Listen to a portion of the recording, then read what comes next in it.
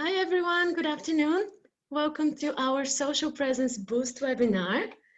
I will give a couple of minutes for everyone to join and we will begin with the presentation.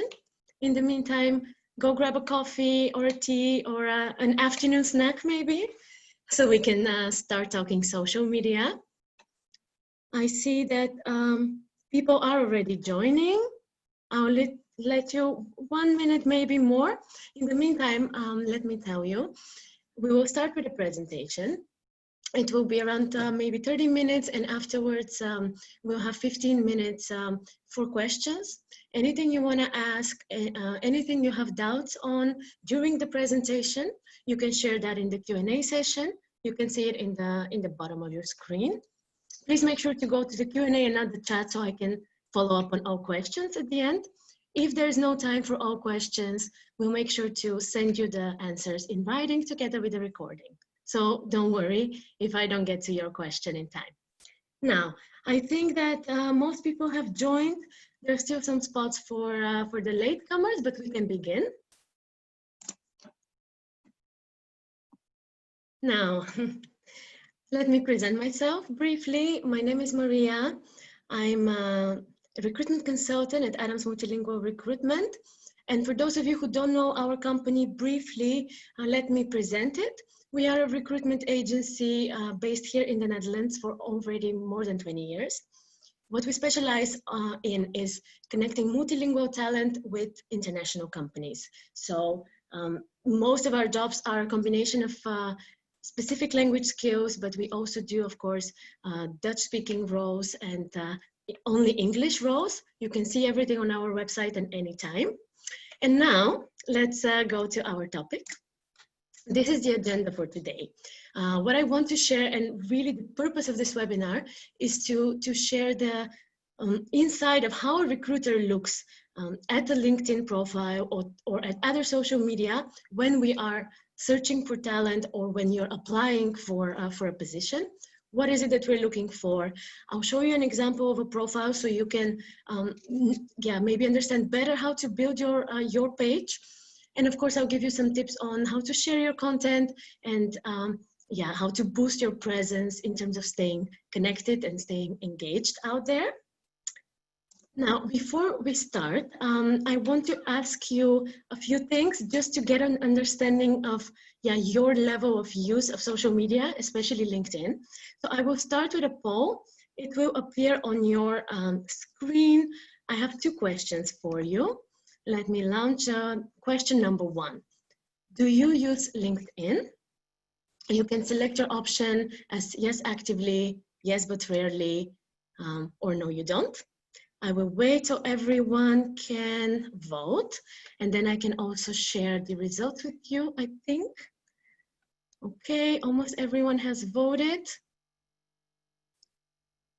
90% of the people have voted. Does anyone want to give their vote still? Okay, almost there. Okay. Now, you can see, I think you can see now the results, that most of you, 80%, are actively using LinkedIn, which is great. And most important is that no one is not using it. So you will easily know what I'm talking about in this presentation. Now, let me go to question number 2. And this is really, what is the purpose that you use LinkedIn for? So what do you use it for? Is it to find a new job? Is it to reach out to your clients? For networking, or maybe are you in marketing and you want to gain awareness for your company? Again, 50% of the people have voted. Let me see when you're all done. I see that the majority of you selects job hunting. This is very good, so I can implement already specific examples for you. So hopefully we'll make this presentation as helpful as possible, and then it will take you to your dream job. I see that the majority of people have voted. If anyone else wants to vote, I think now is the time, and then we can move forward. Okay, I think that is it, and I will share the results with you again. 70% of of the people are using it for job hunting. We'll focus on this at the end as well. And in the meantime, I will really try to apply your purposes for LinkedIn in my presentation with examples, so it's as clear as possible for you. Now, let's continue with our presentation. So let's start by LinkedIn, right? It is a professional network. As I saw, all of you know it. Really what I want to point out here is to try to keep the content professional and try to use it as a tool to build your professional brand and grow your professional network, right? This is what you want to achieve, basically. And in order to do that, my advice is to not only connect to people who are, who you actually know, who you're working with, or who are in your network of university, but really also to connect with recruiters, to follow pages of people who inspire you, or of companies that are your dream employers.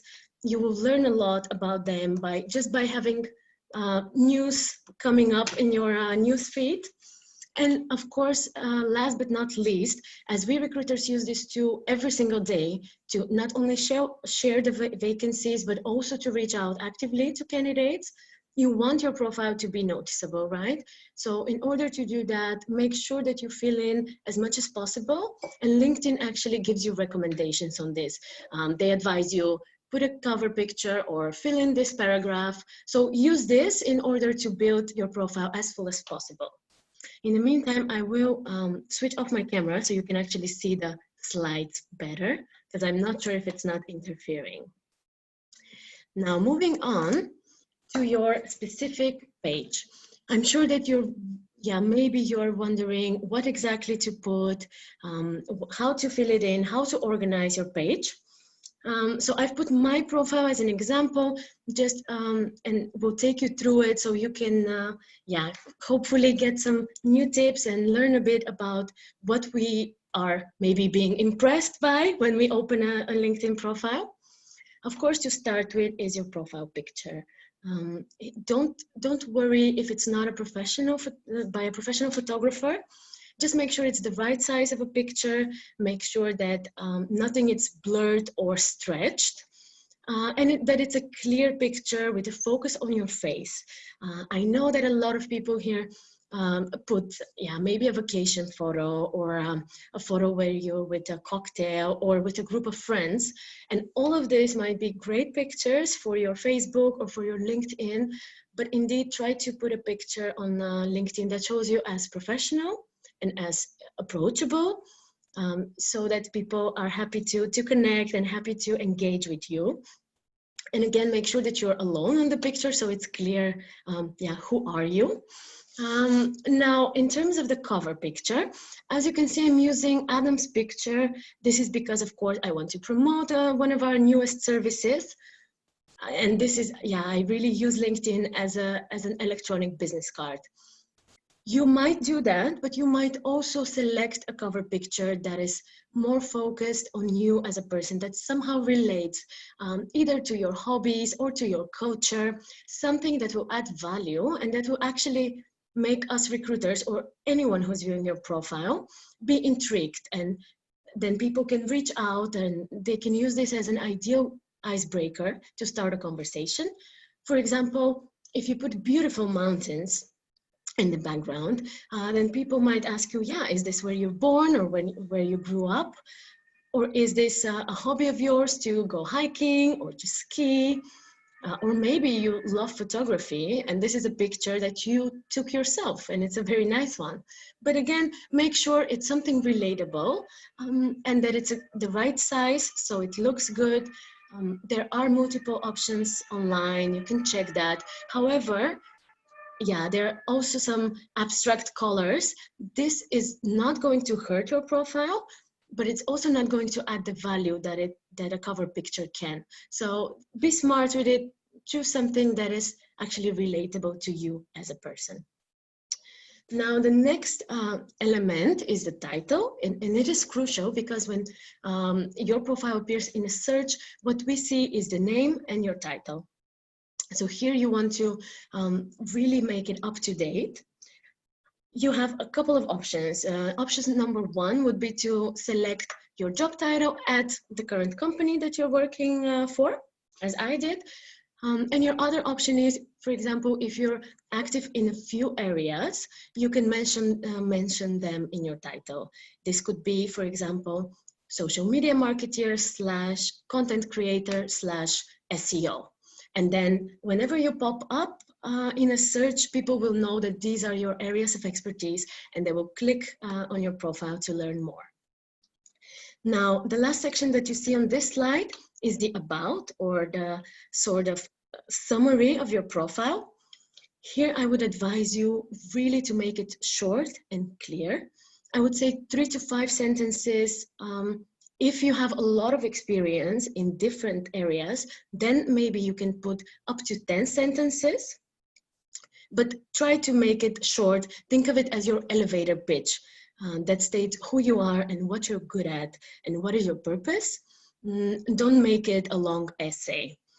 Now, as you can see, I've included my contact details there, and this is because, my purpose is to make every candidate or every client be able to easily reach me. So you can do that if you're, for example, working in sales. If you're working in marketing, you can include a link to your company website, as this is your product, this is what you're working on, or you can include your portfolio or a link to your content. And here, for the ones of you that are actively looking for a job, is a great place to mention what you're looking for. Here you can mention the job titles that would be interesting for you. Again, mentioning what are you specialist in. And again, you can leave your contact details so all recruiters or companies can directly reach you. This will make the process shorter. Now, moving on to the experience. Two things are key. Here, what I want to really emphasize on is to make sure that it's up to date. This is crucial, and it's very easy to forget to update it, especially if you're at a new job, you're busy, you don't use LinkedIn every day. That can happen, but maybe go and check it after this webinar. If it's up to date, if the company page is there, make sure that you link to your actual company page so the logo can appear and people can click on the company if they want to find out more about your employer. And also the other thing is to make sure that dates are very concrete, that everything is following each other so that there are no question marks. If there is a big gap in your work experience and you have the excuse to have this, or if you have a valid reason, add this as well. You can add, for example, your maternity leave or a sabbatical that you took. It will really limit the question marks that viewers of your profiles will have. And you can choose if you want to make it in a more creative way. I have seen people who, for example, put CEO at sabbatical at home, or you can put a baby mama, for 2 years. You can do that, but then it's a bit risky because you don't really know how it will be accepted. So this is up to you, but definitely make sure that you fill in these gaps wherever possible. Of course, if you are out of a job for 2 months, no problem. No one will ask you why or what happened. Now, when it comes to each specific experience, my advice is to really present your company in 1 or 2 sentences initially, because not everyone will be familiar with the company, and it's good to mention which industry the company is active in, or maybe which geographic markets they're working with. Of course, if you're working in a world name like Coca-Cola, no need to explain who Coca-Cola is and what they do, but it would be good to say that you're responsible, for example, for the European supply chain. This is something you can add. And then at each position that you have, please mention your responsibilities with bullet points. Avoid using paragraphs. It's much easier to read.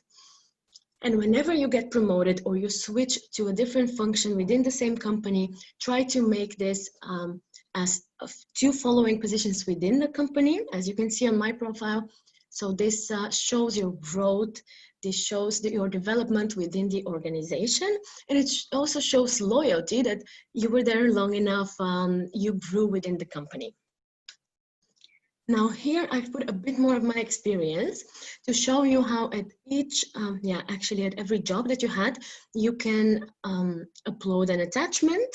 It can be a picture or a certificate, a file of any kind, of maybe an article. And you can also do this in your university sections. So I've seen people who upload their thesis, for example, if it's a project that they're very proud of, anything you want to share in terms of an achievement, or if you were presenting at an event, this is a great place to add that. It will add credibility to your job, and it will definitely attract attention. People will scroll, they will see some pictures, they will click on it, then they will start reading more, and they will get more engaged. This is nice, but again, it's not a must. This is just if you have something great that you want to share and you want it to stick. So not only as a post, but you want it to always be there on your profile. But again, avoid, for example, putting a picture from your Christmas party with the colleagues. It's not really relevant. It won't add any value to your experience. Now, in the bottom of your profile, you see the following sections. Again, for education, it's very important to keep it up to date. I would say focus on your higher education and try to avoid putting education that you haven't completed. It's important to put only the courses or the programs that you've graduated from, that you have the diplomas from.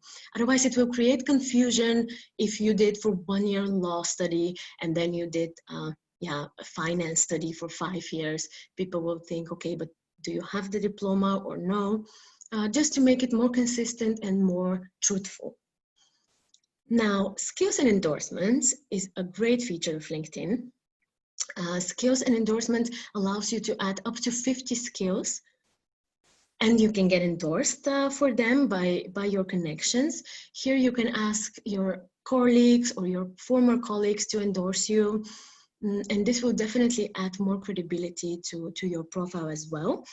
Moreover, when you're looking for a job, jobs will actually appear as recommended based on the skills that you've added there, and the more you're endorsed, the higher you appear on the list for these jobs as well. Because from our side, we will see candidates who have these skills and who have been endorsed. So it's definitely a good feature. If you're wondering what to add, maybe start by checking some job profiles of positions that you're interested in or that fit your profile. And you will see the specific skills that are required, something that you've missed that you also know how to do, and you can add that. And it's important to add any computer software skills here. You can add specific, for example, statistical software or operational software like SAP, Salesforce, because this would be a keyword that the recruiter will be looking for, and then your profile will pop up. Now, recommendations is similar. This is again to add credibility and for viewers of your profile to basically see someone else's great experience with you. They can be a client, or they can be a colleague, or they can be your manager, and this will definitely help see you in a more positive light. Languages, I can imagine, is quite straightforward, but here what I want to stress is to also add your level of fluency, because we might see, as you can see, I have 5 languages, but not all of them are business fluent, right? So it's important to have your level so people can approach you for the right opportunities. I can imagine that if you have basic skills in Spanish, you don't want to be approached for jobs in Spain all the time. So in order to avoid that, you can select the level. However, if you have perfect German, yes, by all means, say that it's fluent, and people will start approaching you for jobs where you can also apply it, and you have a competitive advantage that way. Now, last but not least is the interest section. Here, all the pages and all the companies and all the people that you're following will appear. It is good for viewers to see what you're interested in, because if you have 10 tech companies that you're following, then it really shows that you're into this sector. And for yourself, it's great because these pages and these companies will actually show up more in your newsfeed, and you will learn a lot about their line of business. You will learn about the news around them, and you can easily apply this later on if you're applying for a job for them. So it's a great tool for learning. Now, once you've created your profile, you move on to being active on social media. You want to share content in order to stay on top of mind of people. Think of it as some sort of marketing for yourself. And keep in mind that you have to analyze the data based on what you see as feedback, which posts, which type of content works for you and brings you more engagement, and then use it and then focus more on these topics. I advise to share content on a regular basis, but don't overdo it because you might seem desperate for any engagement or for people to react on it. I would say 3 to 4 times per week. And if this is again too much for you, then you can make use of great online tools that are free out there. You can Google this and you can make use of them to share, to maybe spend half an hour every week, and you schedule 3 or 4 posts throughout the whole week, and this will keep you active. However, it's important to also stay engaged. If someone is replying, then also comment again on their comments, engage in a discussion, in a conversation. It will help you be active with your network, and really it will open doors for you. And a key to all of this and how to be successful in communications online, and I would say also offline, of course, is positivity. Embrace the good examples. I would say share the opinions in a positive way. Keep an open mind for learning, for accepting what other people think, and of course, to respect their efforts.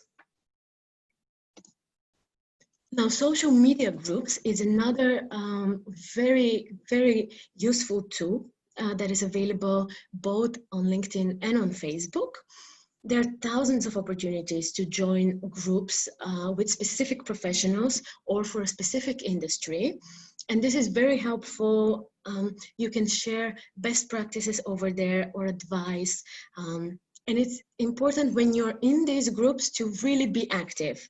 This will build your authority amongst your peers, and it will strengthen your personal brand.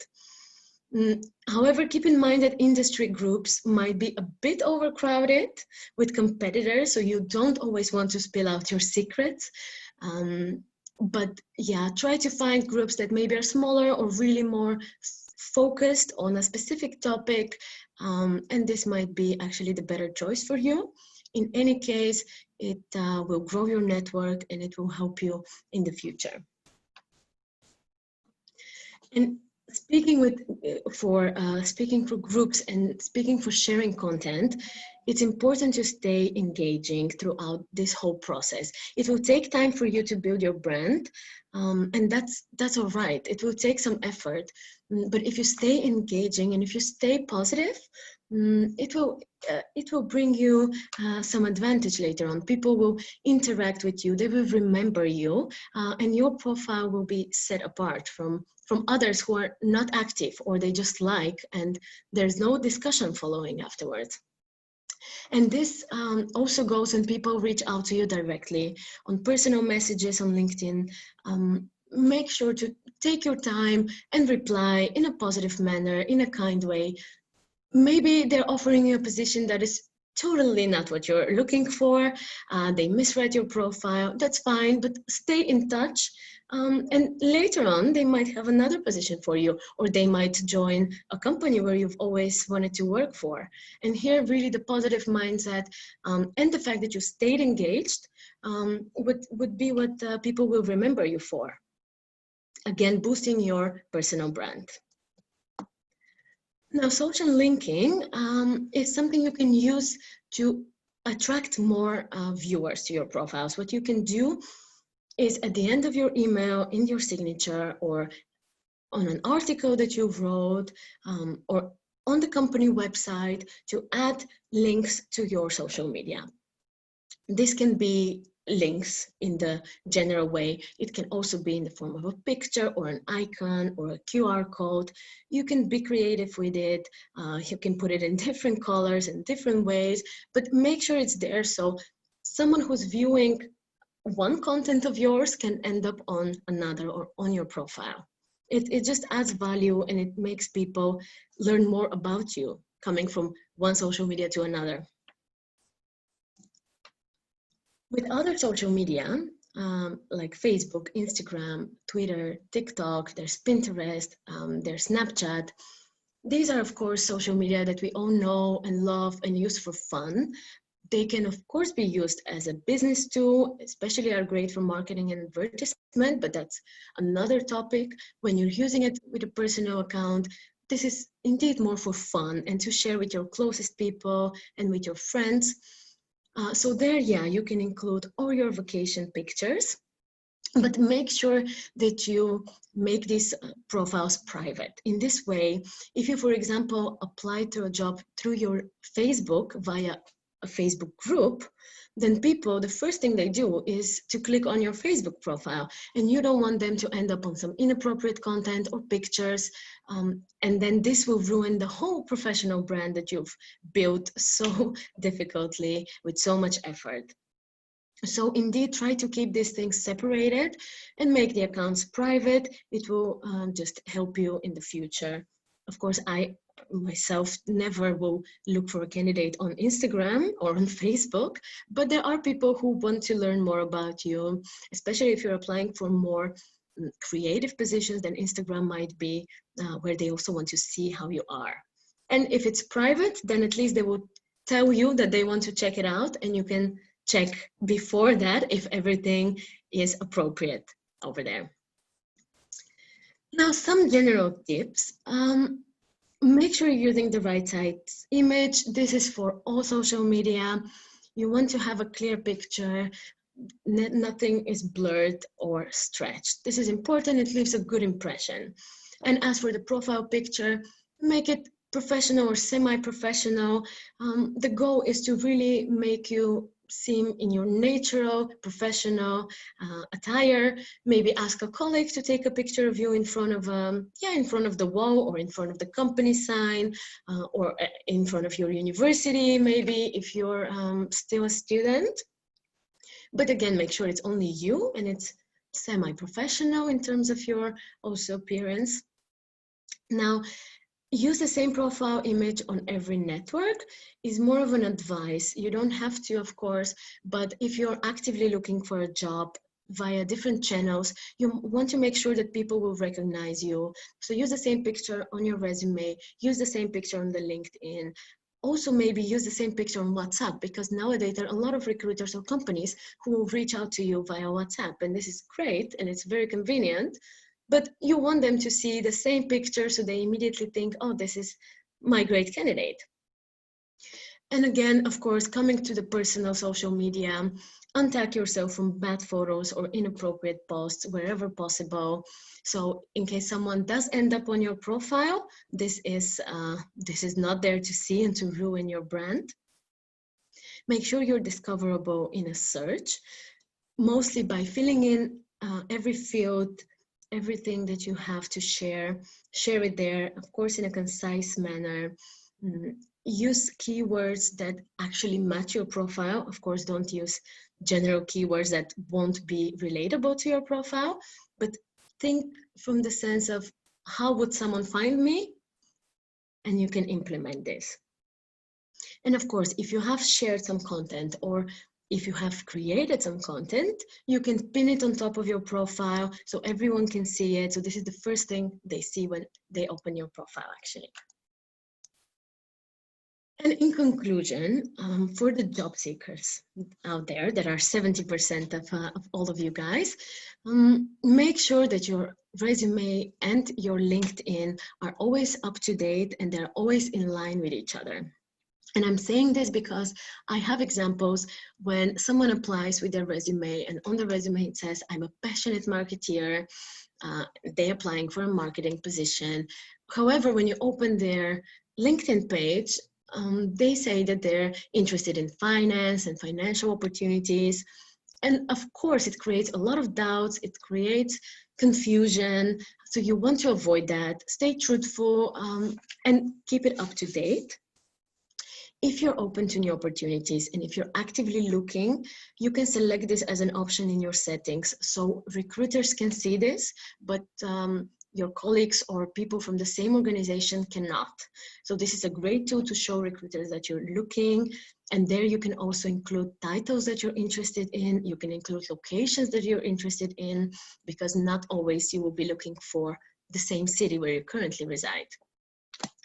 Again, languages with the proficiency level will help you get noticed for more specific jobs where your language skills are an advantage. Education is important. If not only the highest education, then maybe do a couple of degrees, but no more. Of course, you don't have to put your primary school over there. And last but not least, in the effort of growing your network, follow pages of recruitment agencies, connect with recruiters, connect with employees of your desired employers, and follow their pages. And this will help you learn a lot for the company, for their industry, for what they're trying to achieve. And you can apply this when you, later on in your application or in your interview process. Yeah. And I think that was all my tips with regards to how you build your profile and how to make yourself noticed. I really hope that if you follow these small tips, it will take you one step closer to your dream job. In the meantime, you can add me on LinkedIn with the QR code so we can also stay connected. And now I will open the floor to you guys so you can ask me any questions that you have. I will read from the Q&A session again. Please make sure you ask your question in the Q&A and not in the chat. Yeah, I can also turn on my camera, of course, so we can have a conversation, and I will start reading the questions. Okay, Alice is asking me, hi Maria, I see that you're only stated about the company and your responsibilities. What about the achievements? Should achievements come first before writing the responsibilities? Thanks. Okay, hi Alice, thank you very much for the question. It's a good one. I did indeed only put my responsibilities, as this is a sort of soon I started my job. It's a rather new job, so maybe not so much achievements on this end that specific that I would like to share.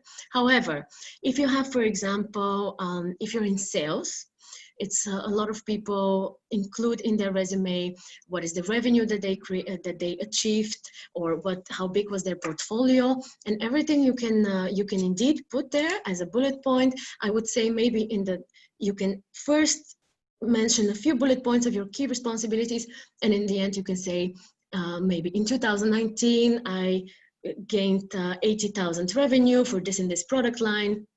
And the same if you're in marketing and you've launched a new product or a new event, but definitely add it. Yeah, I just didn't have anything so important to add at the moment. Now, well, Maria, thank you so much for your detailed explanations, really great tips. Thank you very much. Okay, don't see a question, but thank you very much for the good note over here, Mayhan.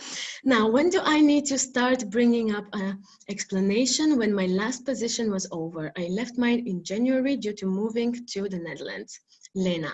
Hi, Lena. I'm not sure what you mean with bringing up an explanation. You mean that you now are out of a job for 4 months and you're thinking if you should add this. I think the best way to do here is to add it as a last bullet point, left the position to move to the Netherlands. And until you have this job in the Netherlands, this will be what people will see. So you can already mention that this is the only reason why you left your job, that you weren't fired or anything in this sense.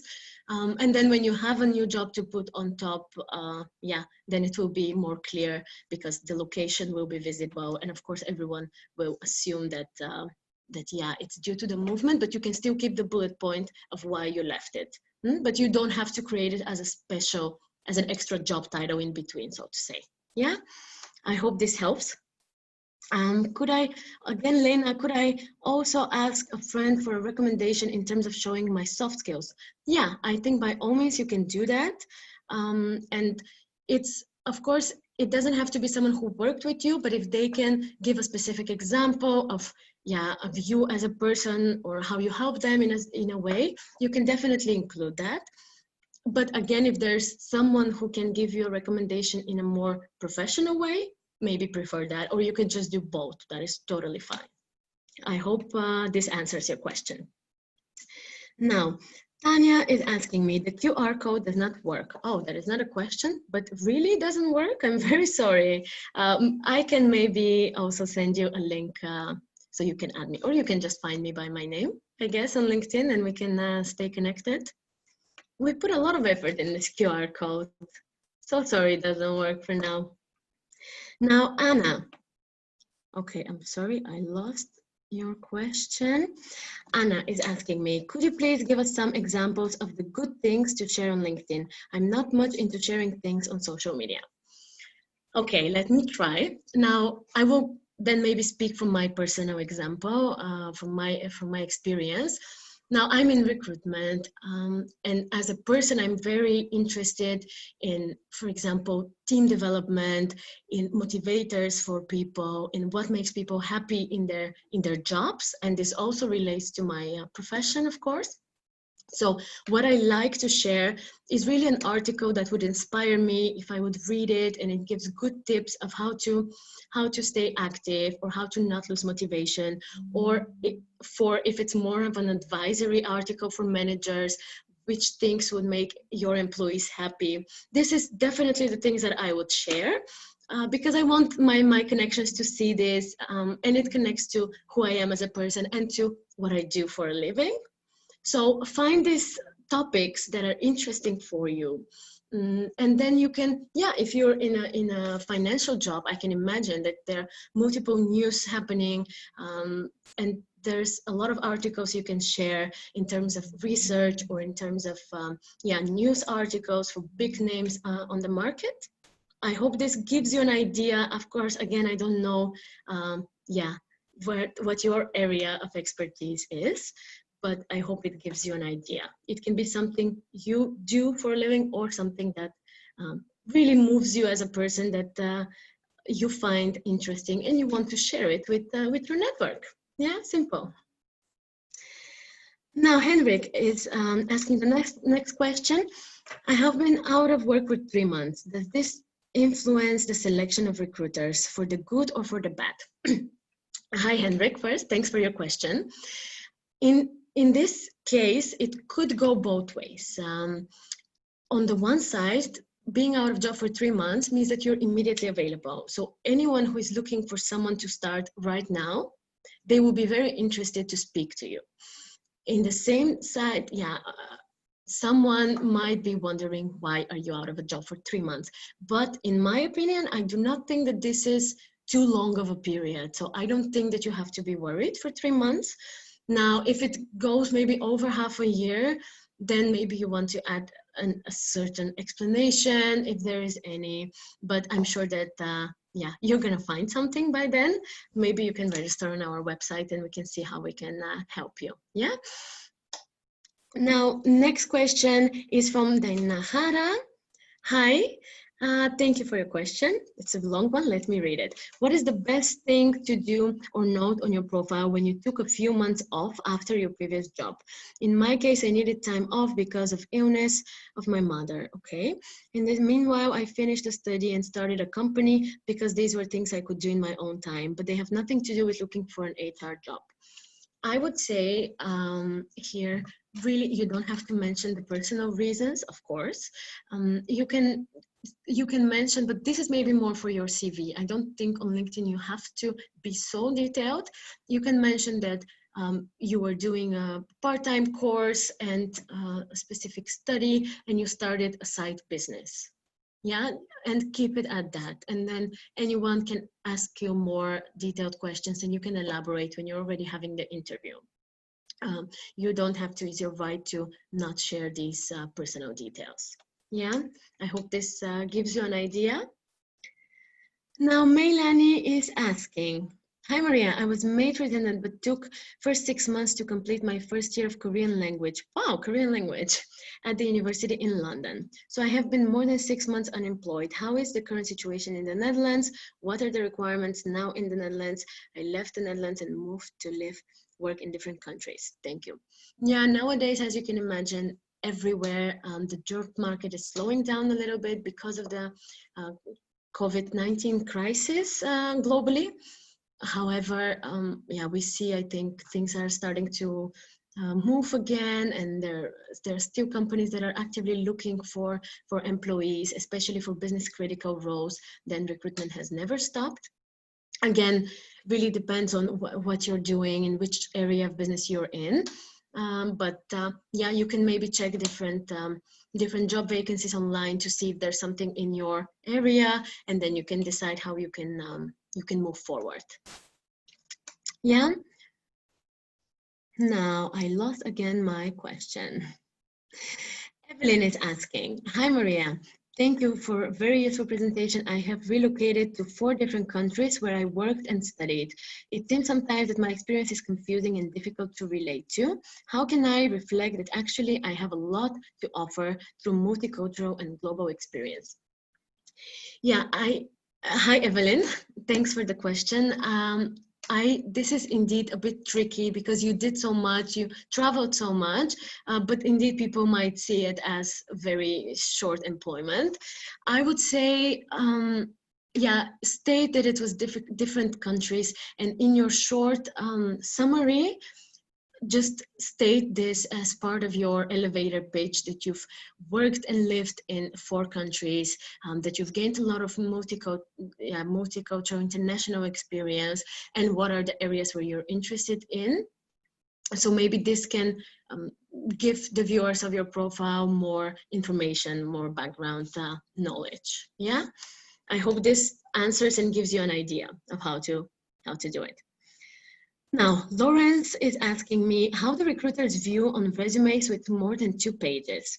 Some individuals have a lot of work experience and educational background that is hard to summarize in less than 2 pages. That is definitely true. And I can tell you that it's difficult indeed to put a lot in 2 pages. But maybe what you can do, because indeed, when you open the first 2 pages, you want to see what is the current situation and what was your latest job, right? So what you can do is really on top of your resume to put everything that is current and do a short summary again of your experience in a couple of sentences, maybe in the areas that you worked in. And then in the meantime, you can say what you're interested in as a next job. And first 2 pages, of course, they will be quite visible. If you go towards the end, I would say just the earliest jobs, just make them shorter and focus on explaining the current jobs. Of course, there's nothing that you can do, but maybe just try to make it in terms of formatting the file. There's some CVs with columns on the sides where you can add some information and make it a bit more concise. But the key is to focus on the latest experience, and the first ones to maybe summarize or leave short, just to mention them. Yeah, Vladimir is asking me, hi Maria, LinkedIn offers a variety of courses with certificates. Do recruiters acknowledge these? I would say, Vladimir, thanks for the question. I would say that this is helpful, definitely. By all means, this will help you develop yourself, right? So this is already great. And adding the certificate is a great idea. Now, you see, if your education is in marketing and you've graduated from a great university, I don't know how much value a LinkedIn course will add. However, if your education is different and you're applying for a marketing job, every course that you have in marketing will really add value. So definitely add this. Yeah, Hope this answers the question. And I think we're going out of time. So for the next questions, we will take this and answer in writing and send all the answers to you in an email together with the recording. I think there are a couple of more questions, but we'll summarize and give all the answers to you. Yeah? Thanks very much for everyone who has attended today. Hope this was helpful and hope you get something out of it, and it will help you with building your profile and getting awareness for you as a professional. Yeah, thanks very much and have a good day. Bye-bye.